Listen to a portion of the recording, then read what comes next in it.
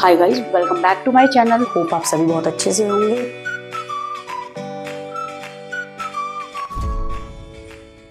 Hi students, a very warm welcome to my channel. Hope आप सभी बहुत अच्छे से होंगे।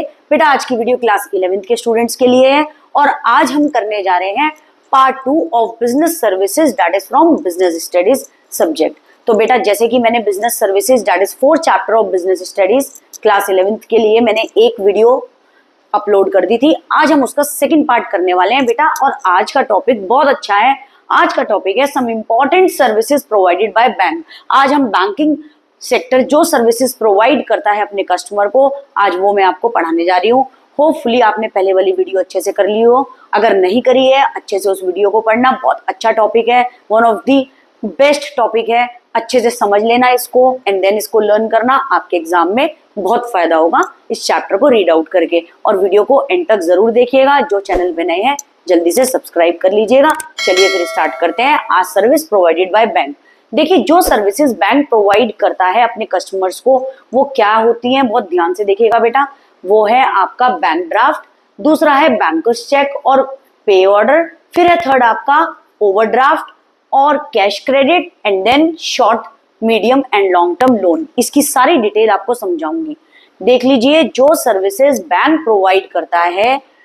अब सर्विसेज प्रोवाइडेड बाय बैंक के अंदर जैसे कि आपको बताया बैंक ड्राफ्ट वगैरह, इनकी डिटेल पढ़ लेते हैं। बहुत अच्छा टॉपिक है, अच्छे से इसको पढ़िएगा, बहुत मजेदार टॉपिक भी है। देखिए पहला बैंक ड्राफ्ट क्या होता है बेटा।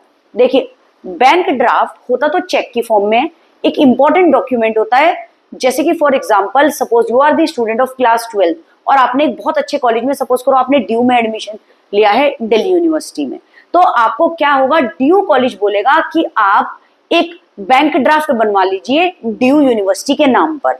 तो आपका बैंक में जिसमें भी अकाउंट होगा आप एक बैंक ड्राफ्ट बनवा लेंगे। किसके लिए? ड्यू यूनिवर्सिटी के लिए। और वो बैंक ड्राफ्ट आप क्या कर देंगे, ड्यू यूनिवर्सिटी में जमा कर देंगे और ऑटोमेटिकली उनके अकाउंट में पैसे आ जाएंगे। वो ड्राफ्ट 1 लाख का हो, 50,000 का हो, 10,000 का हो, जितने का भी हो, जो ड्यू यूनिवर्सिटी आपको बताएगी। तो बैंक ड्राफ्ट होता तो इंपॉर्टेंट डॉक्यूमेंट है, चेक की फॉर्म में होता है। लेकिन चेक अगर आप किसी को चेक देंगे, ठीक है, और अगर सपोज करो किसी को आपको चेक देना है 10,000 का, लेकिन आपको 15,000 का उसको चेक दे दिया, तो वो क्या होगा, अगर कोई कैश करवाने जाएगा बाउंस हो जाएगा। बैंक ड्राफ्ट के अंदर जो बैंक ड्राफ्ट बनता है, जितने अपने अकाउंट के अंदर पैसे होंगे उतना क्या होगा, ड्राफ्ट बैंक आपको बना करके देगा। इसमें कोई बाउंस होने की दिक्कत नहीं होगी।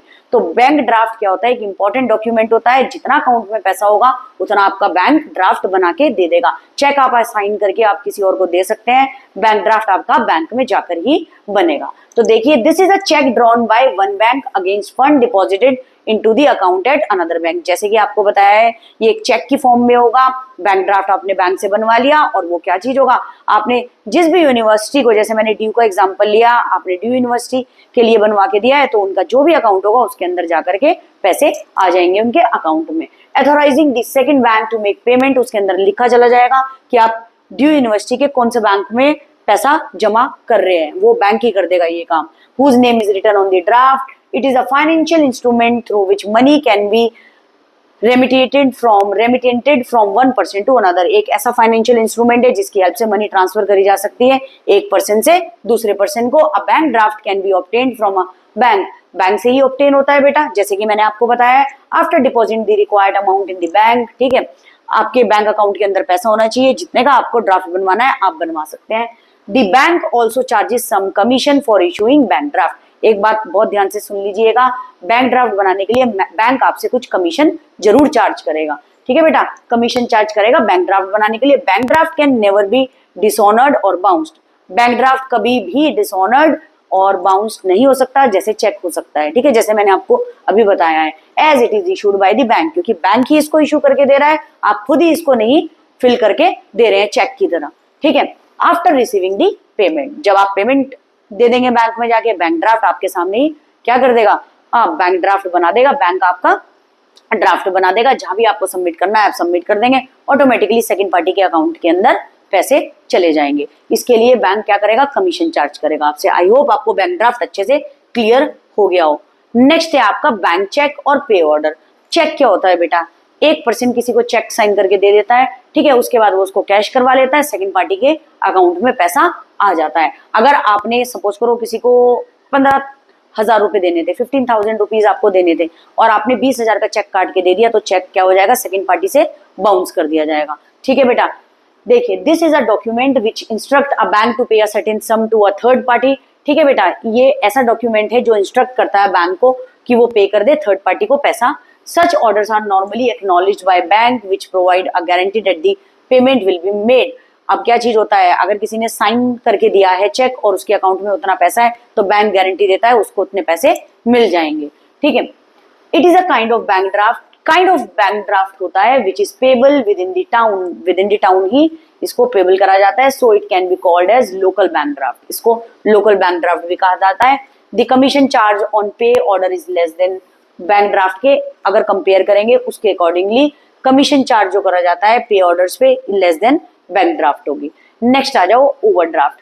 देखिए बेटा जी, ओवरड्राफ्ट का मतलब ये चीज है, जनरली ओवरड्राफ्ट को कौन करता है, जिनका करंट बैलेंस होता है, जिसमें ट्रांजैक्शन बहुत ज्यादा चलती है, आपको खुद भी नहीं पता होगा कितनी ट्रांजैक्शन चलती है, लेन देन ज्यादा रहता है उसके अंदर, विद इन 10 मिनट्स क्या हो गया, आप पैसे डाले एंड फिर निकाल लिए। तो करंट अकाउंट जो चलाते हैं, जो बिजनेसमैन होते हैं, करंट अकाउंट बेसिकली वो चलाते हैं। तो वो क्या चीज हो गया, बहुत ध्यान से सुनिएगा। सपोज करो किसी को उन्होंने चेक काट के दे दिया, इतनी ट्रांजैक्शन होती है उन्हें खुद ही याद ही नहीं रहता, उन्होंने 1.5 लाख रुपए का चेक काट के दे दिया है और उनके बैंक अकाउंट में पैसे थे 1,40,000, 10,000 एक्स्ट्रा का चेक काट के उन्होंने दे दिया है सेकंड पार्टी को। अब क्या होगा बेटा, इस केस के अंदर जिसका करंट बैलेंस होगा, बैंक क्या करेगा, पेमेंट कर देगा 1,50,000, 1.5 लाख रुपए की ही, और जो 10,000 रह गए उसके क्या चीज होगा, बहुत ध्यान से सुन लीजिएगा। जब ट्रांजैक्शन इतनी ज्यादा हो जाती है तो कई बार याद नहीं रहता, तो इसके बाद क्या होगा, बिजनेसमैन ने अगर ज्यादा पैसे निकाल के दे भी दिए, ठीक है, अगर बैंक उसकी पेमेंट कर देगा ज्यादा पैसे की भी, ओवरड्राफ्ट का मतलब ये है जो करंट बैलेंस कौन चला रहा है,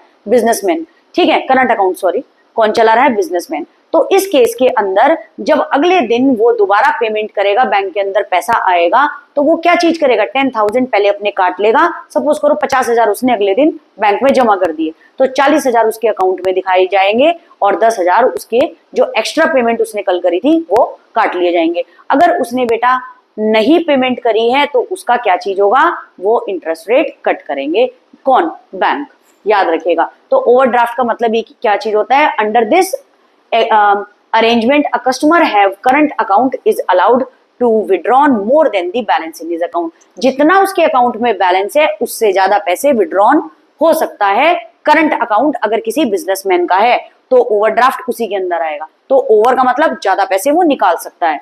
he can overdraw up to a specific limit, लेकिन up to a specific limit ही वो पैसा निकाल सकता है। And for an agreed period, एक एग्रीड पीरियड के अंदर इंटरेस्ट चार्ज कर दिया जाएगा ऑन अमाउंट वर्चुअली, क्या कर दिया जाएगा, ओवरड्रॉन। जैसी वर्चुअली ओवरड्रॉन कर दिया जाएगा, अमाउंट ज्यादा ओवरड्रॉन कर दी जाएगी, उस पे इंटरेस्ट रेट क्या होगा, बैंक कट कर लेगा, याद रखिएगा, इंटरेस्ट चार्ज कर लिया जाएगा।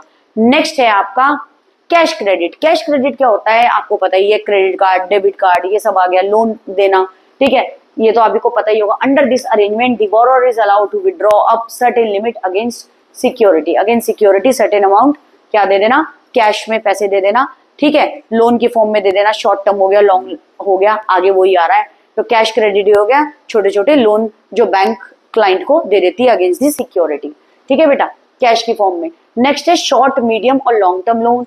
अ loan is lump sum advance repayable on expiry of a specified period. Loan 1 साल के लिए लिया है, 2 साल के लिए, 3 साल के लिए है, उस पीरियड के अंदर क्या होगा, लोन हमें पे बैक करना पड़ता है बैंक को, इंटरेस्ट चार्ज करता है bank. It can B short term हो सकता है, मीडियम टर्म हो सकता है, लॉन्ग टर्म हो सकता है।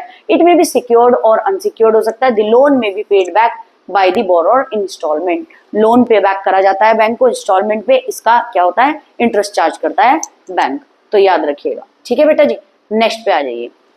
नेक्स्ट है आपका, नेक्स्ट टॉपिक बहुत मजेदार है, देखिए, digital payment, electronic function of bank और ई बैंकिंग। आजकल आपको पता है इलेक्ट्रॉनिक बैंकिंग का सिस्टम है, आजकल हर जगह इलेक्ट्रॉनिक बैंकिंग ही चल रहा है, ठीक है। फंड ट्रांसफर करना है तो भी इलेक्ट्रॉनिकली हो रहा है, किसी को पेमेंट करनी है तो भी इलेक्ट्रॉनिकली हो रहा है। आजकल प्लास्टिक मनी का जमाना है, आप सबको पता भी होगा, ठीक है। क्रेडिट कार्ड हो गया, डेबिट कार्ड हो गया, ये सब चल रहा है।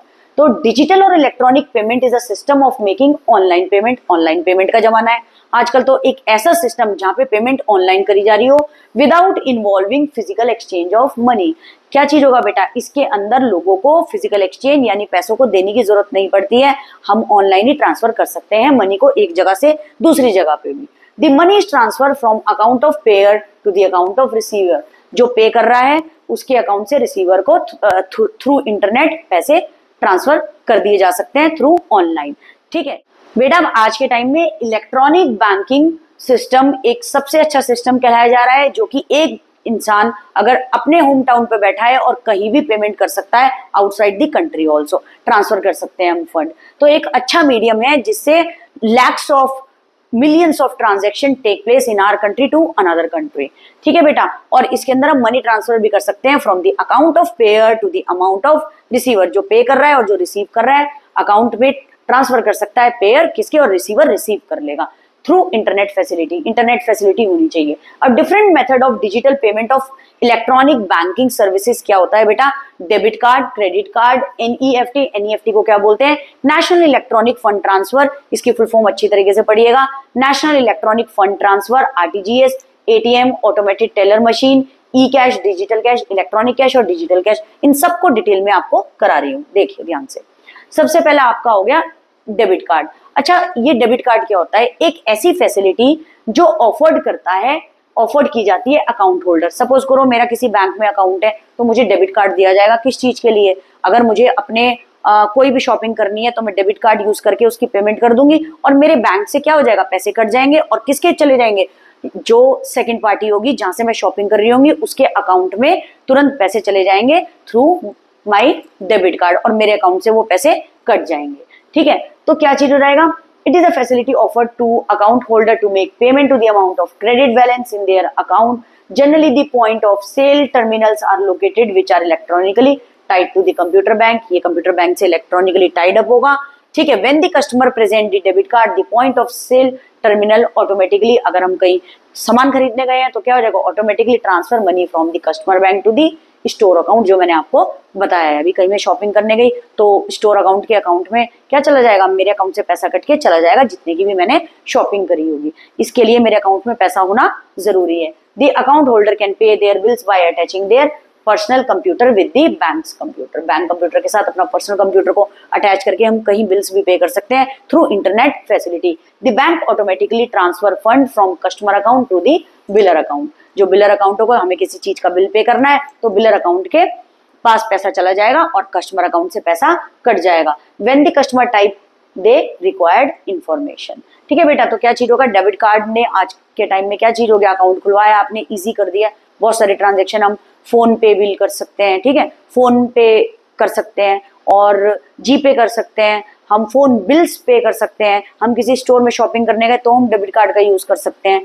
तो इसने हमारी ट्रांजेक्शन्स और जितना भी पैसा पे करना है वो क्या चीज कर दिया, थ्रू इंटरनेट और ज्यादा इजी बना दिया है। चलिए आगे देखते हैं। चलिए अब देखते हैं क्रेडिट कार्ड। क्रेडिट कार्ड क्या होता है, credit card facility bank provide करता है, ठीक है, अकाउंट होल्डर को, किस चीज के लिए, up to the fixed limit. अब बेटा एक बात और याद रखिए, प्लास्टिक मनी कहलाई जाती है, ये कार्ड होल्डर के पास क्या होती है, फैसिलिटी होती है ओवरड्राफ्ट फैसिलिटी, लेकिन up to the fixed limit upon the creditworthiness of the party. अब क्या होता है, बैंक ही लिमिट बताती है कितने का क्रेडिट उसके अकाउंट पर दिया जा रहा है। क्या उसकी लिमिट 50,000 है, 1 लाख है, 2 लाख है, 3 लाख है, उतना ही क्रेडिट वो ले सकता है बैंक के थ्रू। ठीक है, credit is a substitute of cash, it is a plastic card with the signature, owners के सिग्नेचर होंगे उसके कार्ड पे। It includes the name of issuing bank, जो इशू कर रहा है क्रेडिट कार्ड उस बैंक का नाम होगा उस कार्ड पे, validity period of the card होगा। याद रखिए क्रेडिट कार्ड क्या है, is like a bank account without having balance in it. ये क्या चीज है, बैंक अकाउंट जिसके अंदर क्या चीज है, बैलेंस नहीं है। It enables the card holder to have overdraft facility. इसमें क्या चीज करता है, ये कार्ड होल्डर जिसका ये कार्ड होगा उसको ओवरड्राफ्ट फैसिलिटी प्रोवाइड करी जाएगी, लेकिन up to the fixed limit depending upon the creditworthiness of the party.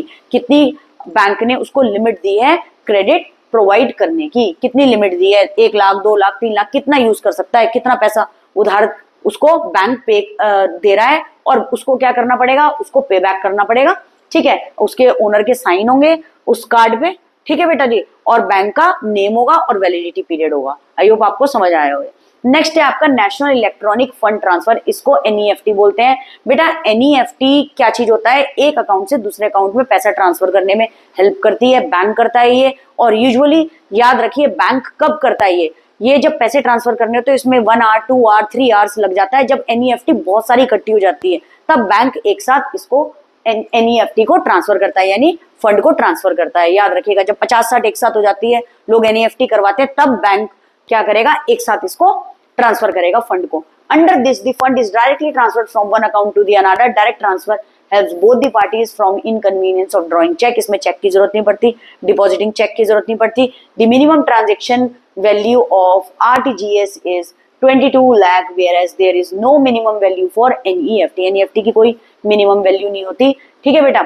अब एक बात याद रखिएगा, minimum transaction value of RTGS 2 lakh है, ठीक है बेटे, 22 लाख नहीं है, ये गलती से लिखा गया है, 2 लाख है। whereas no minimum value for NEFT। RTGS facilities are available over 72,000 branches whereas NEFT is available in 75,000 branches of the bank। याद रखिएगा RTGS जो करा जाता है वो 72,000 उसकी ब्रांचेस है, whereas NEFT ही की ब्रांचेस कितनी अवेलेबल है, 75,000। मिनिमम अमाउंट RTGS में 2 लाख करा जाता है, NEFT में इसका कोई मिनिमम अमाउंट नहीं है, कितने की भी कर सकते हैं, ठीक है बेटा। लेकिन इसके अंदर थोड़ा सा टाइम लग जाता है। पहले बैंक क्या करेगा, जितने भी लोगों ने NEFT करी होगी उसको इकट्ठा करेगा, फिर एक साथ ट्रांसफर करेगा। लेकिन RTGS अभी बटन क्लिक करा और एकदम से पैसा ट्रांसफर हो जाएगा, RTGS करना होगा तो। नेक्स्ट अब देख लीजिए RTGS के बारे में ही पढ़ेंगे। रियल टाइम ग्रॉस सेटलमेंट क्या चीज होता है, RTGS are fund transfer system where transfer of money और securities take place from one bank to another on a real time. Real time जब आपने जैसे कहा RTGS करना है और एकदम से on the click of button ये हो जाएगा, ठीक है। And on gross basis settlement in real time means payment transaction is not subjected to any waiting period. कुछ भी वेट करने की जरूरत नहीं है, एकदम से अगर आपने किसी को RTGS करनी है तभी हो जाएगी। The transaction are settled as soon as they are proceed, तभी ट्रांजैक्शन हो जाएगी जैसे आपने उसको प्रोसीड करा। Gross settlement means the transaction is settled on 1-to-1 basis without bunching और नेटिंग देम। अब RTGS में तो हमें कोई बंचिंग और कुछ इकट्ठी करने की जरूरत नहीं है, लेकिन NEFT में पहले हम इकट्ठा करते हैं, इसलिए उसमें थोड़ी सी देरी हो जाती है। रादर देन RTGS के अंदर कोई भी देरी नहीं होती है, बस आपने प्रोसीड करा और तुरंत पैसे दूसरे के बैंक अकाउंट में चले गए। Once proceed payments are finally irrevocable, ठीक है, समझ गए, एकदम से ट्रांसफर कर दिए जाएंगे पैसे। इसका याद रखिएगा, इसका मिनिमम अमाउंट कितना है RTGS करने का, 2 लाख इसका मिनिमम अमाउंट है, और NEFT का कोई मिनिमम अमाउंट नहीं है। मिनिमम अमाउंट जो हम RTGS कर सकते हैं वो कितना है, 2 लाख रुपीस, याद रखिएगा इसका।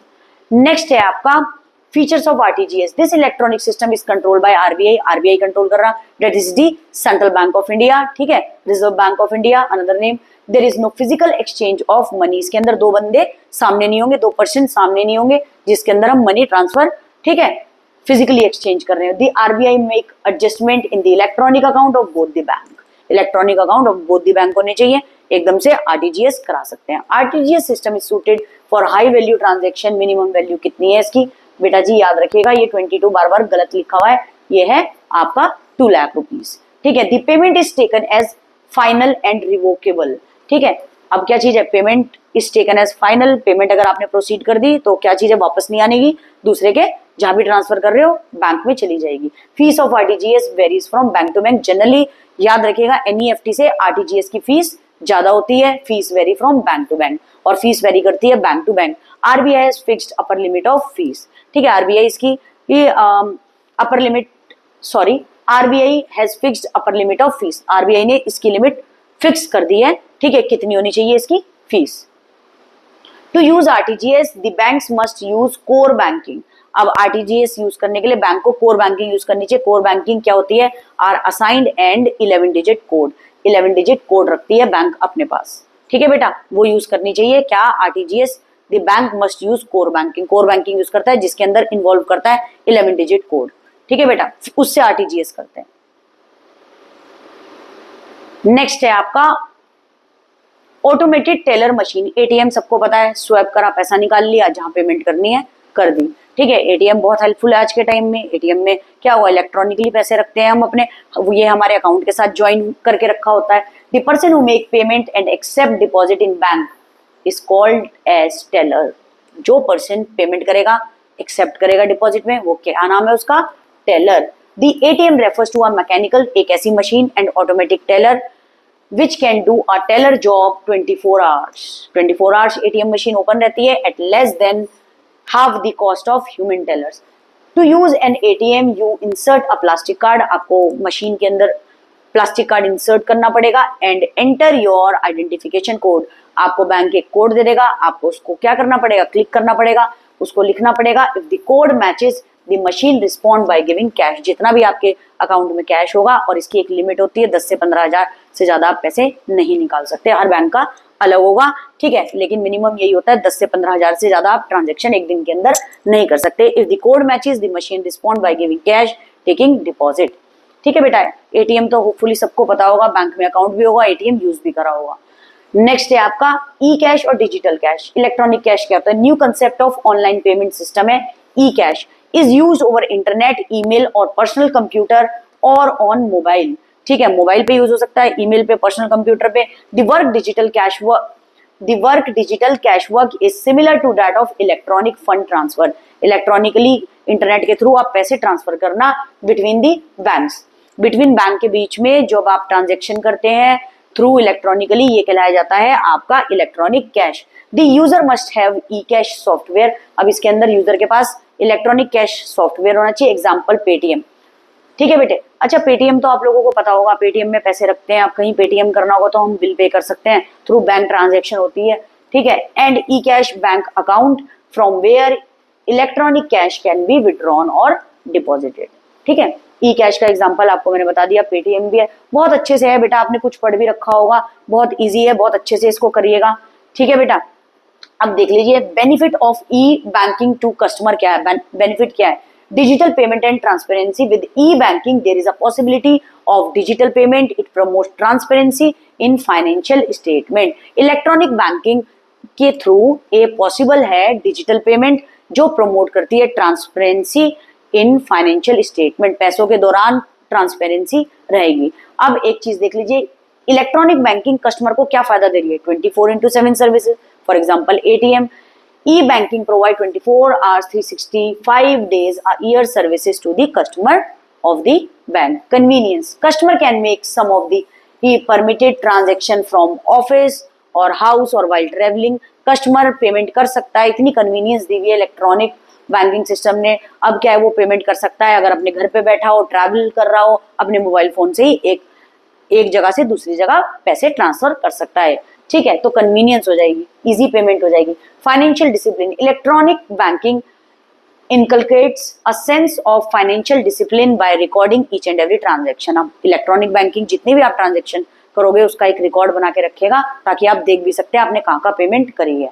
Unlimited access, electronic banking leads to greater customer satisfaction. क्या लीड करता है, greater customer satisfaction by offering unlimited help to the bank, not limited by the walls of the branch. अब इलेक्ट्रॉनिक जो आपका बैंकिंग लीड्स करता है, क्या greater customer को सेटिस्फाइड करता है, उनको हेल्प करता है। ठीक है, non limited by the walls of the branch, लेकिन वो क्या करता है, हेल्प करता है कस्टमर को। अगर कोई प्रॉब्लम भी जनरेट हो जाएगी तो कस्टमर को हेल्प करेगा। तो unlimited help are provided by the bank, और उनको कन्वीनियंस भी प्रोवाइड करा जा रहा है ताकि इलेक्ट्रॉनिकली एक जगह से दूसरी जगह वो फंड ट्रांसफर कर सके। ATM facility, debit card, credit card, ये सारी फैसिलिटी 24/7 कस्टमर को प्रोवाइड करी जा रही है, जो बेनिफिट आज के टाइम में बहुत ज्यादा कस्टमर को दे रही है। चाहे वो ऑफिस में बैठे हो, चाहे वो कहीं ट्रेवल कर रहे हो, आप एक जगह से दूसरी जगह फंड ट्रांसफर कर सकते हो, इसकी भी कोई प्रॉब्लम नहीं है। देखिए नेक्स्ट अब हमारी आ रही है केस स्टडी। अब केस स्टडी करेंगे। देखिए केस स्टडी क्या है, धानी मानी बैंक इज अ प्राइवेट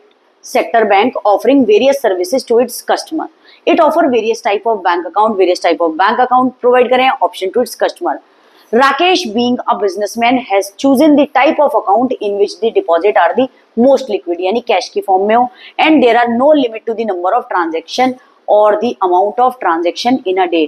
अब इसी लाइन से आपको पता चल रहा होगा, अगर किसी ने मेरी वीडियो बहुत अच्छे से देखी होगी, नंबर ऑफ ट्रांजेक्शन और amount of transaction in a day, हो सके इनको क्या चीज चाहिए, कैसा अकाउंट चूज करना है, अब एक बात ध्यान से, Rakesh being a businessman has chosen the type of account in which the deposit most cash के अंदर हो, उसके अंदर कोई भी ट्रांजेक्शन करने की लिमिट ना हो, अमाउंट ऑफ ट्रांजेक्शन जितने मर्जी हो. On the other hand his mother has opened a type of account where she can conveniently deposit the money she saves. She has got a check facility, a lot of flexibility for deposit, withdrawal भी कर सके. Whereas Rakesh's sister Reema opened the account where she will deposit 2000 per month for the next 2 years. अब 2 साल के लिए लगातार वो 2000 per month पे कर रही है. तो कौन सा? Recurring account. याद है, जिसमें हम अपने पैसे क्या कर लेंगे? पर मंथ जमा कर लेंगे. ये क्या चीज होता है? पैसे को जमा करने के लिए कि हम एक साथ ले लें और इस पे इंटरेस्ट रेट और अच्छा मिले. तो ये रिकरिंग अकाउंट हो गया. अब बिजनेसमैन राकेश है तो उसके लिए क्या हो गया? नंबर ऑफ ट्रांजेक्शन पॉसिबल है. तो बेटा क्या चीज हो जाएगा? इस लाइन से हमें क्या चीज पता चल रहा है? Current account. ठीक है. On the other hand his mother has opened a type of account where she can conveniently deposit the money she save. तो क्या चीज हो जाएगा? देखो मैं आपको सारा का सारा बता दूं, ध्यान से देख लीजिए. राकेश का अकाउंट तो करंट अकाउंट हो गया. राकेश की मदर का अकाउंट क्या होगा? जहां पे वो पैसे सेव करे इजीली, सेविंग अकाउंट हो गया.